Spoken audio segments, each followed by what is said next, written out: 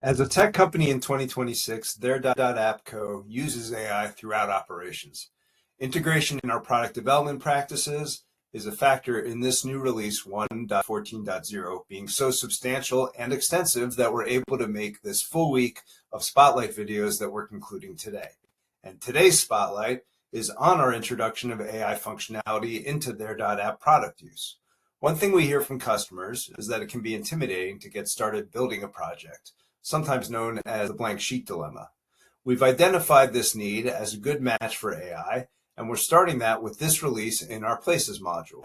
Once a project headquarters is set up, there's prominent presentation of this AI Place Add button, and when I tap it, I'm presented with 6 categories of places I may add to the project.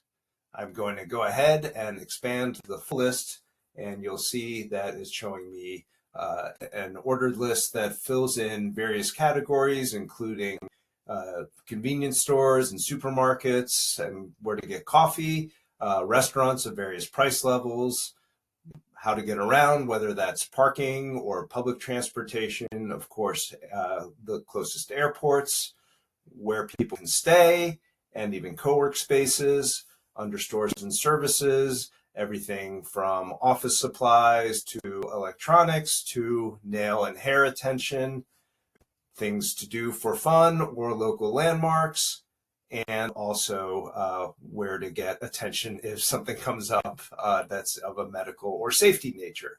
And within each of these, we're pulling in a description. We're showing how far it is from the headquarters for the particular project. And anywhere that looks good to add, I can click this plus button, and it's going to present the materials that I can further customize, alter the name for purposes of my project, or the description of it, and choose to save it within the project. And we're now working to extend AI use for fast and on-point assembly of materials in more There.App modules. And as it rounds out, we'll stand it up as a module called Guide, including agentic interaction to more specifically cater to needs.